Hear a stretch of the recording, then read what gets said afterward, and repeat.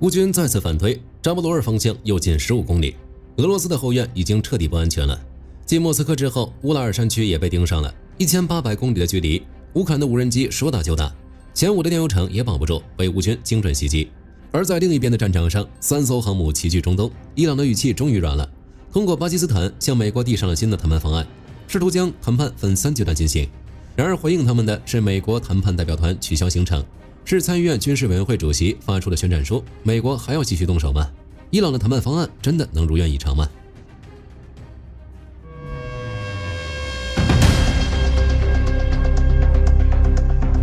这段时间，乌克兰可以说在用实际行动告诉俄罗斯，你家后院我们想来就来了。就在前不久，乌克兰无人系统部队搞了一次史无前例的打击行动，无人机穿越了俄罗斯腹地，在飞行超过10个小时，行程1800公里后，成功摸到了乌拉尔山区的叶卡捷琳堡和车里亚宾斯克。这次行动用的装备应该是柳地无人机，这是乌克兰自己搞出来的重型自杀式攻击无人机，攻击距离在1700到2500公里之间，战斗部能塞进50到75公斤炸药，还配了 AI 全自主导航系统。即便 GPS 被掐死，它照样能靠惯性导航和地形匹配找到目标。此前就是它飞越1700公里，打击了俄方的乌赫塔炼油厂，所以这一次也很有可能是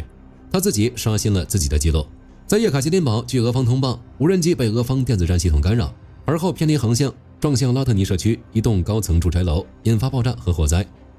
其实这架无人机的真实目标应该就在3公里外，北可多军工企业，这家企业与阿尔马兹安泰集团合作，专门搞雷达、无线电导航制造，早就被美国和乌克兰双重制裁。而在车里亚宾斯克，爆炸同时发生在车里亚宾斯克冶金厂和高等军事航空导航学校，前者是俄罗斯的钢铁巨头之一，后者则专门给俄军培训领航员和飞行军官。袭击之后，整个乌拉尔地区触发防空协议措施，多地机场将暂停起降。乌克兰无人系统部队司令布罗夫迪轻描淡写地把这次行动定性为武装侦察，一次行动向俄罗斯展示了乌克兰的远程打击能力1800公里，等于说把俄罗斯的战略后方也变成了战区。乌军无人机效能顾问斯特尔年科扔下一句让莫斯科睡不着觉的话，这还远不是极限。与此同时，也测试出了俄罗斯的防空究竟有多大本事，答案是一无是处。这些无人机在俄领空内飞行长达10小时，一路畅通无阻，俄方防空系统竟然全程毫无反应。俄方军事博主都破防了，在社交媒体上公开宣泄对防空无能的不满。其实早在3月份，绍伊古就提醒过乌拉尔已经不安全了。正常人发现这个事实都应该想办法加固当地防空，尤其是乌拉尔山区不是一般意义上的后方，而是可以等同于俄罗斯的工业心脏。苏联当年把大量国防工业、能源设施和重化工企业集中在这个地区，就是因为这里位于俄国腹地，远离所有可能的战场，从任何方向来打都要飞几千公里，进可攻退可守，还能向东南西北4个方向同时输送装备和原材料，堪称俄罗斯的战略绝对安全区。然而到了现在，在早有预料的情况下，俄罗斯依然被无人机突防，一方面证明了乌克兰无人机的实力，另一方面也证明了俄罗斯防空的脆弱性。事实上，在乌克兰的反复打击下，俄罗斯的后方对乌克兰来说早就如同无人之境了。就在乌拉尔面临危机的时候，俄罗斯炼油厂再次迎来乌克兰的精准打击。这一次遭殃的是亚罗斯拉夫尔炼油厂，这座炼油厂由俄罗斯石油公司和俄罗斯天然气工业股份公司共同控股，年加工能力高达1500万吨原油，是俄罗斯排名前5的能源巨头。它的产品线覆盖汽油、柴油、航空燃料和润滑油。从圣彼得堡到莫斯科，俄罗斯中部和西北部的军工供应链都指着它供血。根据当地民众反映，袭击在凌晨0点40分左右开始，目击者听到了至少15次强力爆炸，甚至能感受到明显的冲击波和震动。冲击波大到震碎了很多居民楼的窗户，楼底下汽车警报器响成一片。炼油厂方向也发生了剧烈火灾 ，NASA 的火灾监测系统在袭击后记录到了该厂的活跃热点，说明厂区在燃烧是板上钉钉的事。亚罗斯拉夫尔州长叶夫拉耶夫承认遭到了大规模袭击，但是还要继续嘴硬，说什么袭击在接近城市时就被防空和电子战部队击退了。问题是，他似乎不肯正面回答一个最简单的问题：如果真被击退了，炼油厂的火是怎么回事？这不是乌克兰第一次光顾这座炼油厂，上一次是3月底，不到1个月又来一次，而且一次比一次狠。目的很明显，就是要从根源上掐断俄罗斯支撑战争的命脉。让莫斯科更加头疼的是，乌克兰这套远程打击的模式已经完全成熟，根本停不下来了。就在前线，乌克兰来了一波多地协同打击。整个东部战区从卢甘斯克的利西昌斯克到扎波罗热的斯维亚托特罗伊茨克，再到顿涅茨克的新佩特里基夫卡，甚至包括俄本土库尔斯克州的乔特基诺，这4个地点的指挥所一个也没逃过。利西昌斯克这个方向尤其讽刺，格拉西莫夫刚放完话说俄军已经完全占领了卢甘斯克，结果没几天的功夫，他号称完全掌控的地方指挥所就被乌克兰炸成了废墟。NASA 的卫星在利西昌斯克记录到了巨大的热异常信号，大火烧的卫星都能拍到，那个节点的俄军指挥链估计是彻底失明了。弹药库和后勤仓库也好不到哪里去，卢甘斯克方向比洛卢斯克附近的俄军弹药库，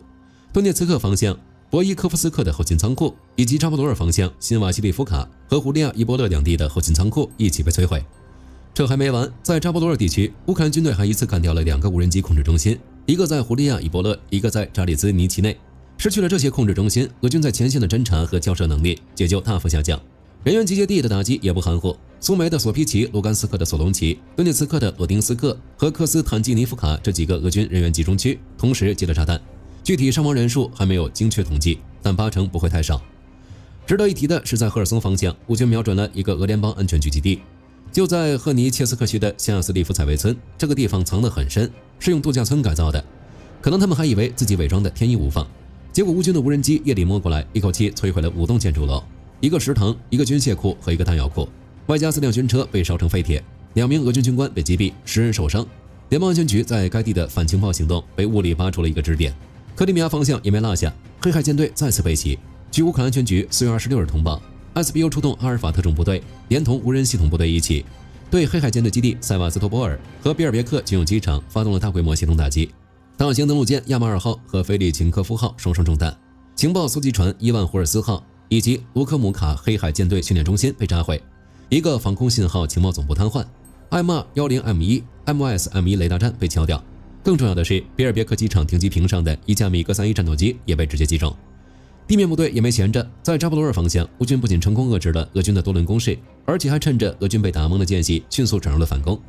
最漂亮的仗发生在泰尔维诺一带，乌军第425独立突击团斯克利亚把这地方给拿了回来，200名突击队员3天时间完成街巷清剿，1个月内在该区域歼灭了超600名俄军，并建立了稳定的桥头堡，在这个方向上彻底撕开了一个突破口。紧接着，乌军沿着奥列克桑德里夫卡轴线继续向前推进。根据最新的战役地图显示，乌军一口气又往俄军控制区纵深推进了15公里。而依据乌方发布的战报，在这条轴线上，俄军在短短1天之内就发动了6次反扑，试图阻挡乌军推进，分别在亚历山德罗格勒、西奇内维、沃罗内、泰尔诺维和兹拉戈达一带，结果全被乌军给顶了回去。回看这几天的战况，乌克兰已经逐渐掌握了这场战争的节奏。俄军想推推不动，想防防不住，最后只能躺平，因为他们面对的是一个抓住了俄罗斯漏洞且在不断进化的乌克兰。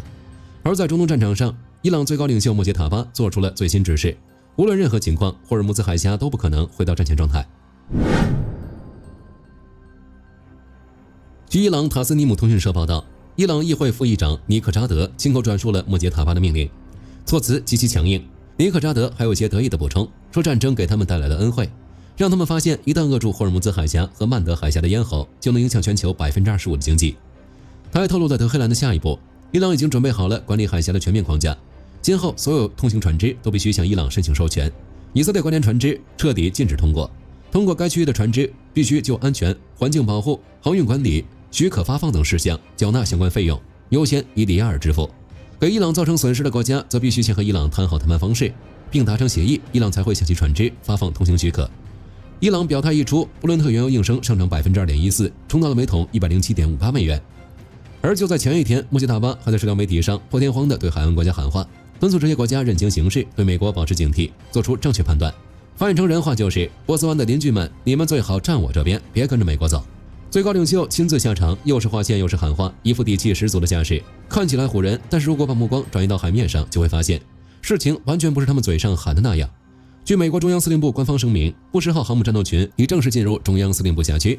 林肯号、福特号、布什号3艘超级航母同时压在波斯湾。海湾国家只要脑子正常一点，就不可能在这个节骨眼上跟伊朗眉来眼去，所以莫杰塔巴的喊话也只能存在于口头上了。到目前为止，没有一个海湾国家对伊朗的号召做出任何相关回应。而伊朗自己的身体也很诚实，布什号到位之后一直拒绝谈判，喊着可以继续战争的伊朗，自己乖乖通过巴基斯坦向美国递上了一份3步走的谈判框架。按照伊朗方面的规划，第一阶段谈的是停战，双方要彻底结束战争，同时美以要给出保证，不能对伊朗和黎巴嫩重新发动战争。在以黎稳步推进和谈的时候，伊朗把黎巴嫩硬塞进自己的谈判日程，这当然不是为了黎巴嫩，而是在替真主党要保护伞，把代理人武装的安全诉求打包进了停火协议里。只有第一阶段顺利谈成，才能进入第二阶段。这阶段专门谈霍尔木兹海峡，伊朗的意思很明白，你想通航得跟我谈条件立规矩。而且为了保证这一条，伊朗还打算拉阿曼上船，搞一套管理这个水道的新法律框架。伊朗外长阿拉格齐还专门跑了一趟马斯喀特，就是要跟阿曼方面提前协调这件事。到了第3阶段才是核问题的谈判，这里也有个明确条件，只要前面2个阶段谈不妥，核问题就免谈。这套逻辑翻译过来就是，你先给我所有我想要的，然后我再考虑一下要不要给你想要的。因为第3步是讨论，没有承诺任何结果。正常的谈判不是这样搞的，应该是双方把各自的牌摊在桌上，最后找一个中间点各自退让。所以伊朗的方案根本不是为了谈判。伊朗的企图也很明显，这份方案不仅是给美国写的，最重要的是给海湾国家还有俄罗斯看的。换言之，伊朗试图通过这个方案把海湾国家联系在自己身边，进而向美国施压。此外就是借谈判框架把时间拖下去，用3个阶段把美国拖进漫长的外交程序，然后争取喘息的余地。为了达到自己的目的，阿拉格齐忙得不像话。这几天他像陀螺一样在中东和欧亚大陆之间转，先到伊斯兰堡递交条件，然后在4月26日他飞往阿曼讨论海峡管理方案，当天傍晚又折回伊斯兰堡。因为有新情况，阿曼提了一个很重要的建议，说无论搞什么海峡新机制，都必须把沙特拉进来。一旦把沙特拉进来，卡塔尔也要不可避免地纳入考虑范围。这也暴露了伊朗方案的一个结构性弱点，他想搞海峡新秩序，但海峡不是他一个人的，国际社会不可能允许他自己吞下这份蛋糕，所以他必须拉其他国家一起。然而在中东，会给他撑场子的一个都没有。在向巴基斯坦转交了新提议之后，27日凌晨，阿拉格齐又飞去了俄罗斯圣彼得堡。据伊朗驻俄大使确认，他要跟普京当面汇报谈判进展。等于说，现在的伊朗正在同时做4件事：向美国传递谈判意愿，但不能直接接触；向周边海湾国家释放混合信号，但不能真正让步；向俄罗斯寻求战略背书，以平衡美伊压力；在国内稳住强硬派，确保核问题不会被摆上谈判桌。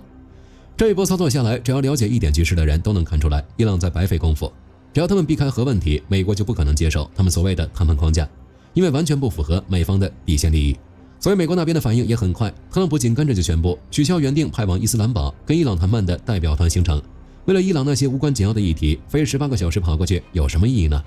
伊朗要是真想谈，打个电话就行。这态度透露出来的信号，很有可能是特朗普已经不是很在意和伊朗的谈判了。美国参议院军事委员会主席威克此前发表了一份堪称战争檄文的声明，他表示与伊朗政权谈判的时代已经结束了，哈梅内伊的激进继任者绝不能被信任，他们不会遵守任何承诺或协议。美国的统帅应该只是麾下经验丰富的军事将领们，彻底摧毁伊朗的常规军事能力，并清除其核计划的任何参与。这不是一般议员的嘴炮，威克是参议院军事委员会主席，美国国会里管军事的头号人物。他的这份声明跟宣战书也没什么区别了，就是昭告所有人别再跟这个国家废话了，他不配上谈判桌。而这也是参议院的大部分声音。参议院共和党人普遍认为，光靠谈判根本不可能让霍尔木兹海峡重新开放。五角大楼也在加码，赫格塞斯在记者会上公开确认，伊朗正在霍尔木兹海峡部署额外水雷，所以他画了一条红线，伊朗只要继续布设水雷或者威胁航运，美军会毫不留情地开火。中央司令部也在社交媒体上公布了兵力数字，布什号、林肯号和福特号3艘航母同时压在波斯湾，这是伊拉克战争以来美国海军在同一个战区集结航母数量最多的一次，其中搭载的舰载机总数超过200架，加上各舰上的水兵和海军陆战队员，兵力总数达到15000人。这种兵力往前压，只能说明美国在准备下一个军事行动，因为谈判在华盛顿眼里已经没戏了。全球多国的反应比任何外交指令都诚实，已有至少21个国家要求本国公民立即撤离伊朗，用一切可能的方式离开。美国国务院领事事务局也发布紧急通告，要求在伊朗的美国国民立刻离境。伊朗当然也捕捉到了这个信号。阿拉格齐对塔斯社承认，德黑兰方面目前还不能确信美国真的愿意通过外交方式解决冲突。这句话反过来听，恰好说明伊朗已经从美国的表态中读懂了局势的走向，开始焦虑了。伊朗现在的处境可以概括为3句话：政治上被孤立，军事上被压制，外交上陷入僵局。只要美国锁死核问题，他们拿出来的那套方案就只能是纸上谈兵。实际上，当伊朗捏着霍尔木兹海峡在上面反复加价的时候，这场博弈的结局就已经注定了。美国必须要打下去，而且必须要把伊朗彻底打疼了、打服了，不然伊朗会一直这样跳下去。如今3艘航母挤在波斯湾，海峡到底是谁的筹码？答案不言而喻。本期视频到这儿就结束了，各位觉得美国什么时候会再次动手？欢迎在评论区留言，大家一起讨论。我是火力军，下期见。好的，各位观众朋友们，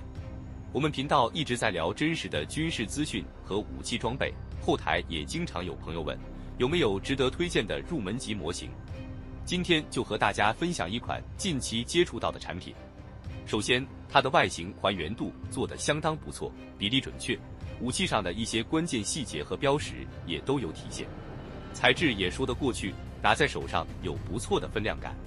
其次，它具备一定的可动性，对于理解基础操作原理有一定帮助，让它不仅是个静态摆件。